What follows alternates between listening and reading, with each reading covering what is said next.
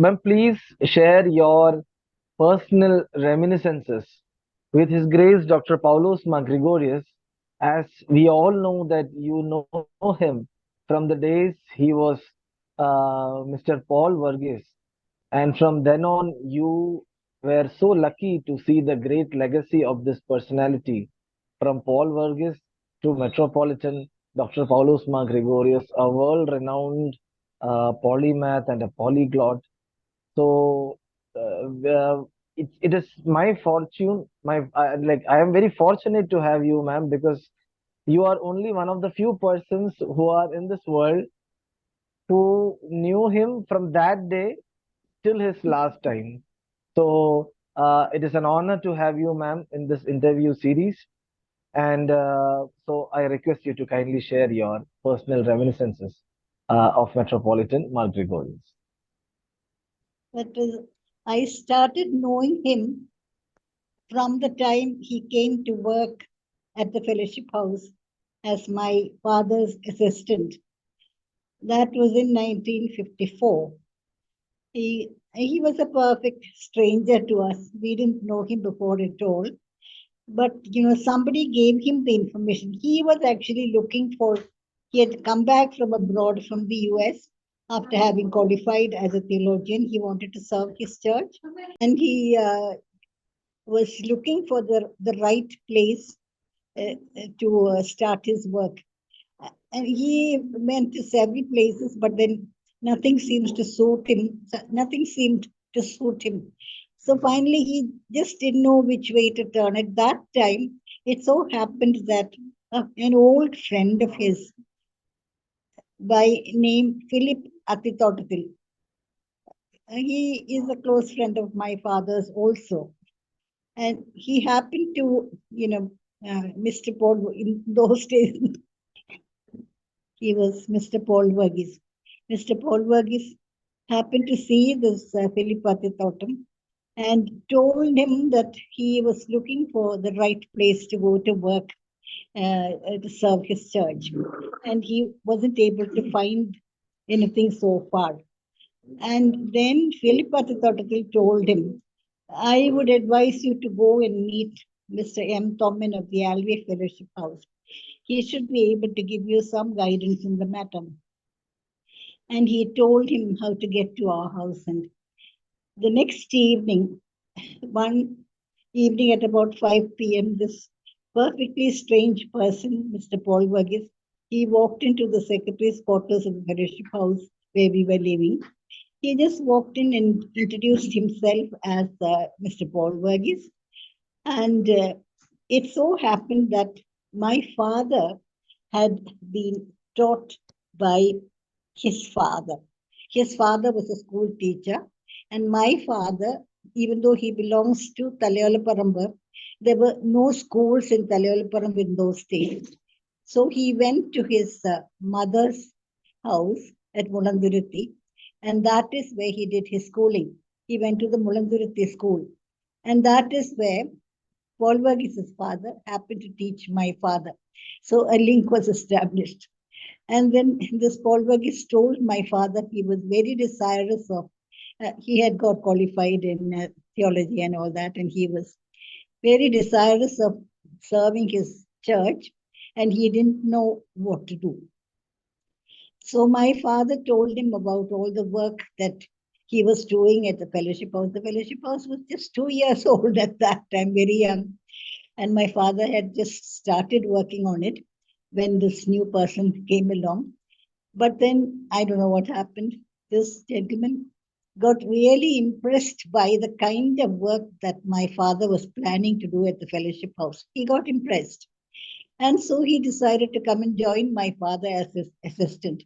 The very next day, he came with bag and baggage and joined us. And there was actually, no way in which we could accommodate him properly, like the fellowship house had no money to give him a proper salary or anything. But all that didn't matter to him at all. He just wanted to come and work here. So he came, he joined my father, and there was a little cottage where Mr. Casey Chaco used to live, and Mr. Casey Chaco had passed away, and that little cottage was lying vacant. So my father told Paul Verghese, that he could live in that little cottage, but there was nothing else in the fellowship house. So my father said, you can eat your meals with us because there's no other arrangement at the fellowship house. So actually, Paul Verghese became very much a member of our family. He used to come home to eat his meals.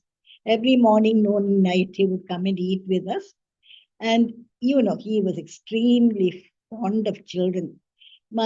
Both my younger sisters were very small children at that time. I was a little grown up, but both my sisters were very small children, and he sort of fell in love with my sisters.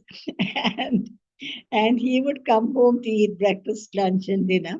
Breakfast and lunch he would eat in a hurry because, from the time he came, he was in great demand. Several people booked him for leading Bible studies in various centers, church centers, and colleges, Christian colleges. So he was in great demand and he was traveling a lot. So he had lots of work to do, like to sit and prepare for the Bible studies and all that.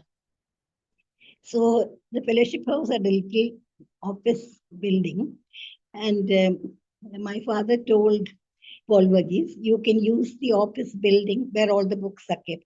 You can use the office building for your work, but live at Chaco Homes, KCC Cottage, and come and eat your meals with us. So that was the arrangement. And morning and afternoon, he would eat in a hurry and go away because he had lots of work to do. But evening, you know, he was a relaxed man in the evening. Every evening, he wouldn't come home for tea. He made some little tea for himself at his place, and if my mother made anything special for tea, she would keep a little for him when he came at dinner time to give him. And so this Paul Verghese, he relished good food, and my mother was a very good cook. So whatever my mother made, he used to relish all that, and my mother enjoyed giving him things to eat. It was a pleasure for her to see him enjoying it. So he would come in the evening at about 5 o'clock to play with my sisters. He became so friendly with them, and I really don't know whether you will believe me if I tell you that he would run around and play with them, play hide and seek, that kind of thing. He became a small child himself. He would run around and play hide and seek and catch me if you can. All that. He would just run around and play all that with both my sisters. And they used to enjoy his company. And by, the children of the locality they all came to know about this great friend of children. And, and they all came to play.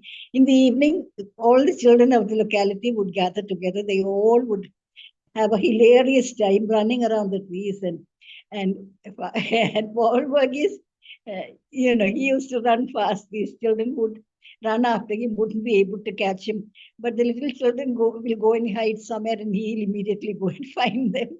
And anyway, they had a lot of fun.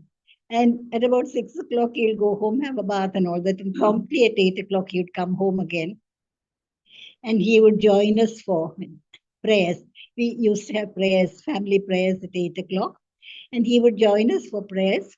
And my father always kept the family prayers in the evening very short, just about 10 or 15 minutes. So he came and joined us for the prayers, and then after that, my mother would serve dinner and he would eat with us. And then he would sit for a little while to tell stories to my little sisters, and they would enjoy listening to his stories from Ethiopia and America and all that. And another great thing was he had a projector, and he used to have plenty of slides with him. And every evening when he came home for dinner, the projector was kept at home. He would come with a box full of slides and would project all those pictures for my children, my two sisters, and they would enjoy looking at the pictures, and they really had a hilarious time. At about 9 o'clock, he would pack up everything and go away. So this is how the days went. And as far as I'm concerned, what I can tell you is it was my sisters who really enjoyed his company. My father used to make it a point never to talk to him about any official matters when he came home for dinner. That time he had given for the children to play with him. So that is the time we all enjoyed his company. He would literally play with them, and we all enjoyed his presence at that time. So this is how the 2 years went. He was here only for 2.5 years. That was very unfortunate. He had to go away to Ethiopia. You know that.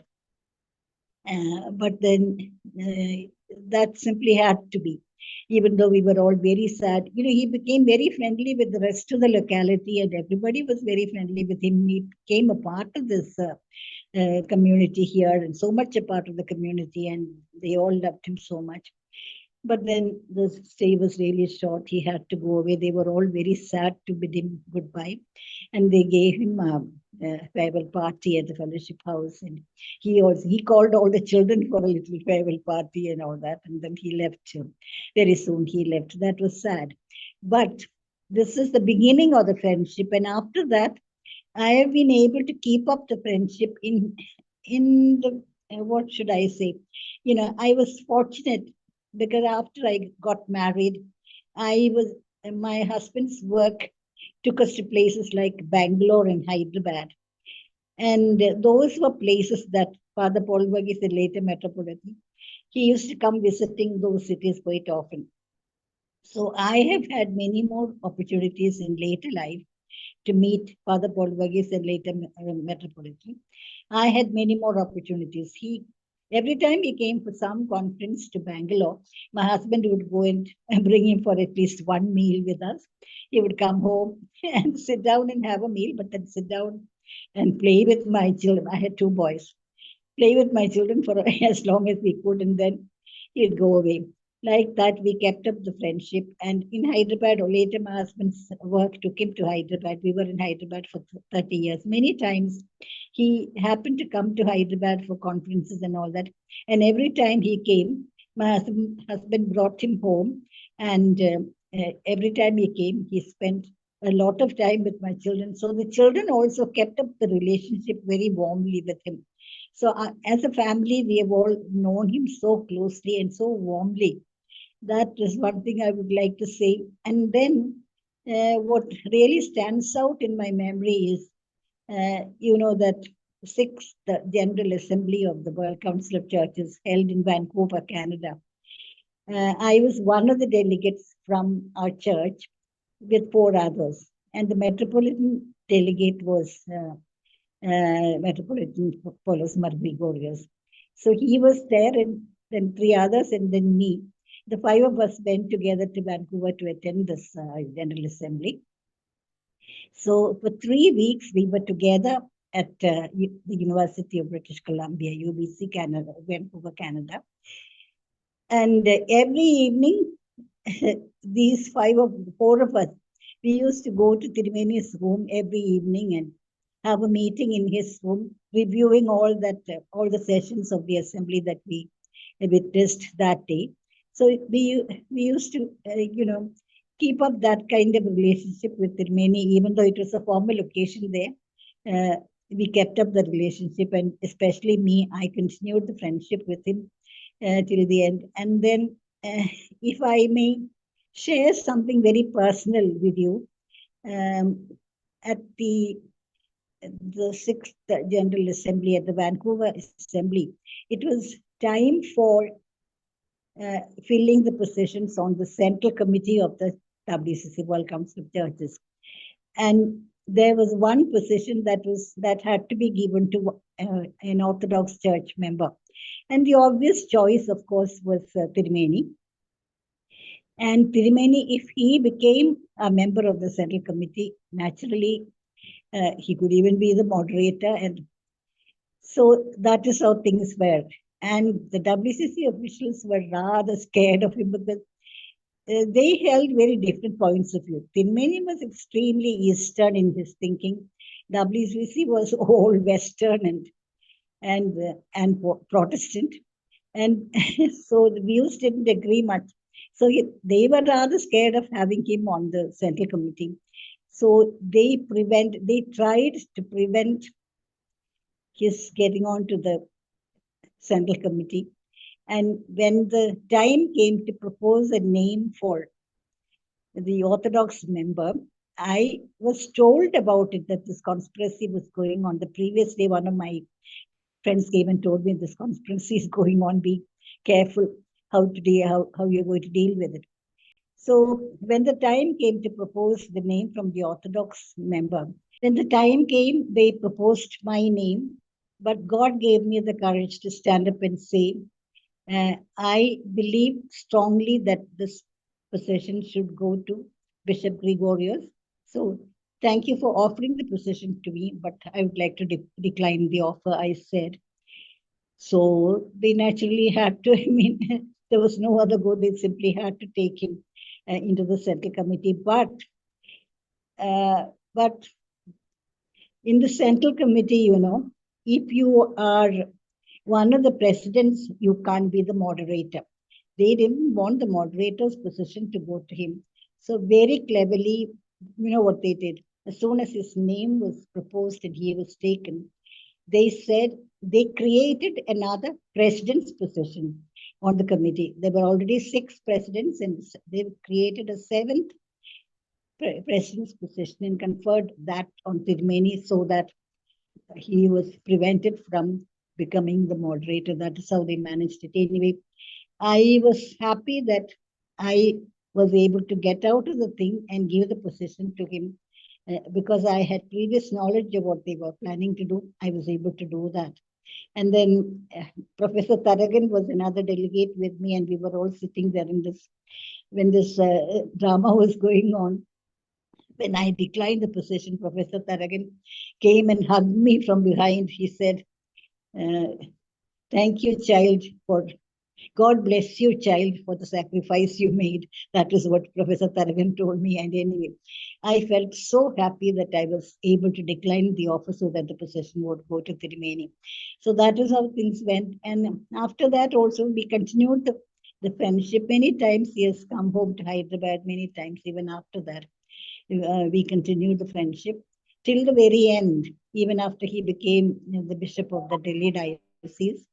He was in Delhi. Even after that, we continued the friendship till the very end. Anyway, I am extremely thankful to God for this long association that I have had with Bishop Gregorios from the time he was Paul Verghese to the time he became a world figure.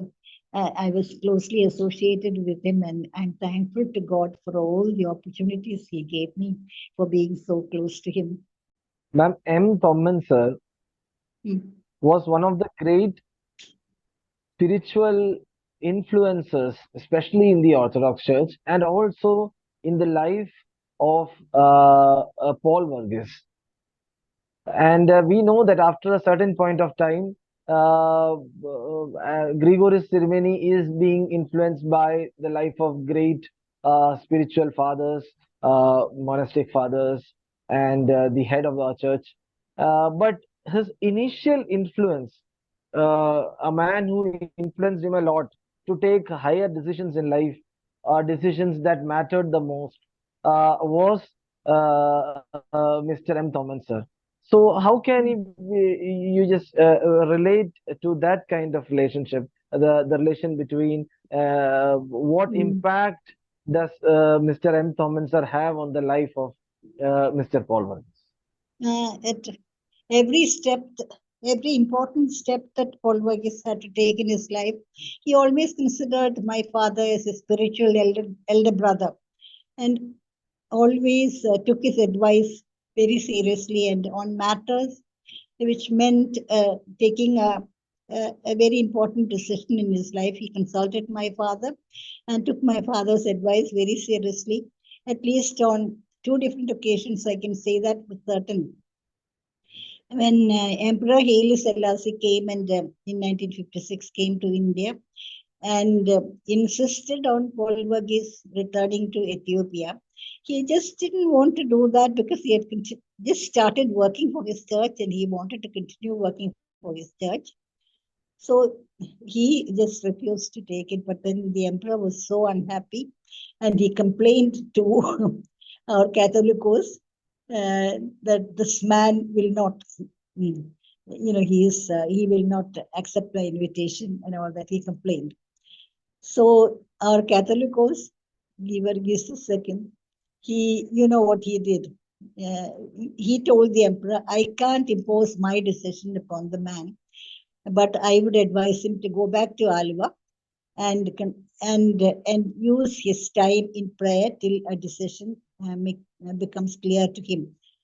So he came to Alva and told my father about this pressure that the emperor was exerting on him, and the Baba Tirumeni asking him to prayerfully take a decision, because he himself felt the Ethiopian church being belonging to the same group of Eastern churches that our church also belongs to. He wanted, in a way, for Paul Verghese to take up the assignment, but at the same time, he didn't want to press the decision on him. So that is why he said, you go and pray about it and take your prayerful decision. I will also pray, he said. He came back and told my father that I would ask you to give me your advice on the matter. So what they did was two other close friends of Appachan's, two professors from UC College. The three of them got together uh, to pray for this, to get God's guidance in the matter. With Paul Verghese, the four of them prayed first, and then without Paul Verghese, the three of them prayed together. Many times they met and prayed till the decision became clear to them in their mind. And finally, Paul Verghese had told my father, whatever your joint decision is, I will accept that as God's will. So in the end, after they took their decision, my father called Paul Verghese and said, you have already rejected the emperor's offer a dozen times. And if you reject the offer once again, that will give you a swollen head, which is not good. So I would advise you to accept the invitation and go to Ethiopia. There are other people who can take matters in our church, take matters into their hands and try to do what they can in your absence. So don't worry about the church. We'll manage. But our decision is that you should accept the emperor's invitation and go. So Paul Verghese accepted whatever my father. That is how he left Fellowship House in 1956. Everybody was so unhappy to let him go, but it had to be. So that is one occasion when my father's advice was taken so seriously at a time when it was a very important decision as far as his life was concerned. So another occasion when he consulted my father so seriously was about his ordination. First, he was not happy at all about the ordination, but then after a certain period of time of serving the church, he felt that he should, for a long time, he felt he could serve the church as a layman. But later it became clear to him that God wanted him to get ordained. So he consulted my father. There again, a lot of prayers went into the matter. And finally, it was my father who advised him, okay, go in for the ordination. That seems to be what God wants you to do. Again, my father's advice was taken very seriously and he agreed for the ordination. On these two occasions, I know very well how my father's advice was taken very seriously by him. Ma'am, just share the details that you remember from his ordination day when he was ordained as a priest or as a deacon. You remember the day when he was ordained. You were present at that ordination. Can you just share with us the memories? Unfortunately, I wasn't there for the ordination because I was a student at the Madras Christian College, Tambram, at that time. So the entire family went for the ordination, but I wasn't able to go. But after that, he came back to Alva, and the first Holy Communion was celebrated in our church at UC College. Even that I was not present, but I was told that he threw a party for all the church members here. And it was my mother who catered for it. And he called everybody for the party. And they had a grand party for the Puttam Gurvana over here. All that I know. Anyway, he was so much a member of my family. It was like, my father's younger brother getting ordained. It was almost that kind of a feeling that we had in the family. He was so much a member of the family, looked up to my father as his own elder brother. And my mother was also so friendly with him. And all of us children were like his own children. He used to love us so much. I can't tell you how much he loved us and how much we enjoyed his company. I really can't tell you. We were so lucky that we. Ma'am, my concluding question.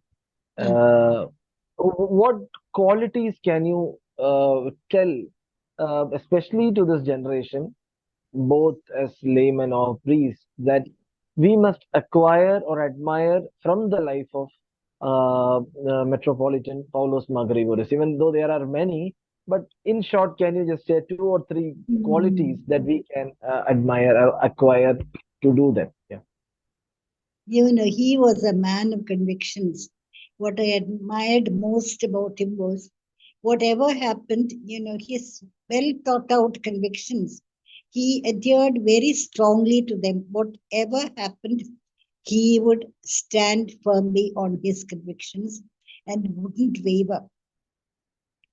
That was a great quality because even if he had to oppose a king or an emperor, he wouldn't mind doing that if that is what his conviction told him.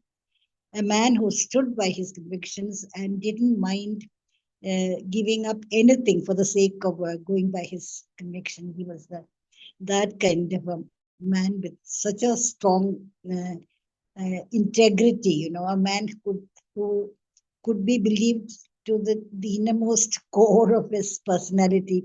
There was no falsehood in him, absolutely honest and true to himself and to God. Uh, he was a very transparent personality. You could see through him because he never had the habit of believing one thing and saying another. He would always say what he believed in and say that strongly and stand by it. That was the kind of man he was. This is what I really used to admire about him most. Thank you so much, ma'am, for your precious time and this sharing those great memories, even though almost after a quarter century has passed. But these memories still will surely give inspiration to many, and especially, ma'am, congratulations for your new book on Paulus Mar Gregorios Triveni, and Oh, may that book also inspire. And it is available on in major bookstores in Kerala, and we have seen, and ma'am, we wish and pray that your memories, your sharing may be a blessing to all Christians across the world. And thank you so much, ma'am, for your precious time. Thank you. welcome.